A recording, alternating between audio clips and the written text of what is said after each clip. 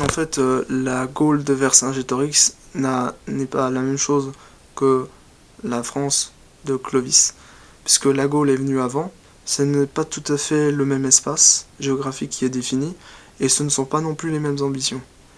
Les dieux sont païens, les divinités sont païennes, d'accord, mais ce ne sont pas les mêmes dieux et les mêmes déesses et même mythologies.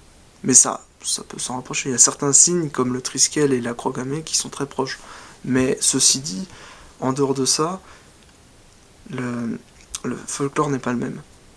Vercingétorix a rallié tous les Gaulois contre Jules César. Il a perdu, bon, on s'en fout. Le truc, c'est que. Donc, contre un Italien. Après, il y a eu les Francs, hein, 493, 496, je sais plus exactement, c'était le baptême de Clovis. Donc, un païen qui croyait, un germain qui croyait, de Belgique, hein, un franc-salien qui croyait en des divinités certainement germaniques. Donc, je pense que c'était les mêmes que tous les germains. Donc, en Wotan, etc. Donc, du coup, on est passé du druidisme gaulois à un paganisme, mais ça n'a pas duré parce qu'il a voulu avoir Dieu avec lui, enfin tout ça, je sais pas. Et donc il s'est converti au christianisme de l'époque, qui était le catholicisme, donc qui était pour tous, hein, parce que c'était universel, et qui en fait prônait le latin, tout ça, mais parce que le latin, c'est les Italiens, puis il y a une espèce de lobby là-dessus. Et Rome, c'est Rome, quoi. Le pouvoir romain, c'est mieux diffusé au travers du christianisme. Au final, c'était ça l'idée.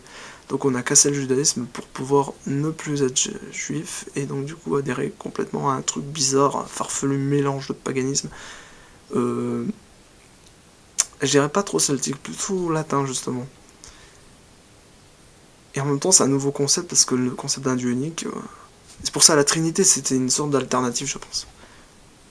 Mais bon après c'est comme dans l'islam, t'as Allah, puis t'as les anges, et puis t'as les djinns, hein, les démons. Mais voilà, en fait c'est pas rien tout ça. En plus, la Kaaba, tu tournes autour d'un caillou, 7 fois dans le même sens. Et je crois que c'est dans ce sens-là, si je me trompe pas, ouais. Donc, bon, ouais, j'ai rien contre les gens. Hein. Parce que pour moi, vous êtes tous mes frères à partir du moment où, vous êtes.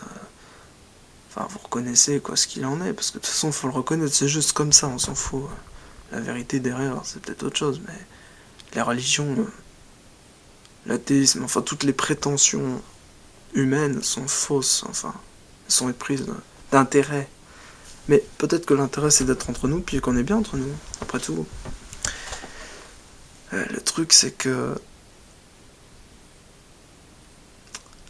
Donc voilà, donc en fait c'est pas les mêmes. Ensuite il y a la France de Napoléon.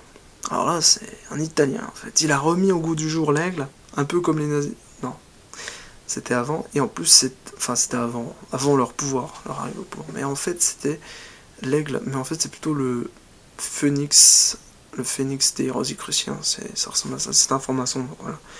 Mais il avait de bonnes choses à l'époque, mais voilà, c'était l'Empire. Aller jusqu'en Russie, alors là, franchement, traverser les pays germains, et de considérer.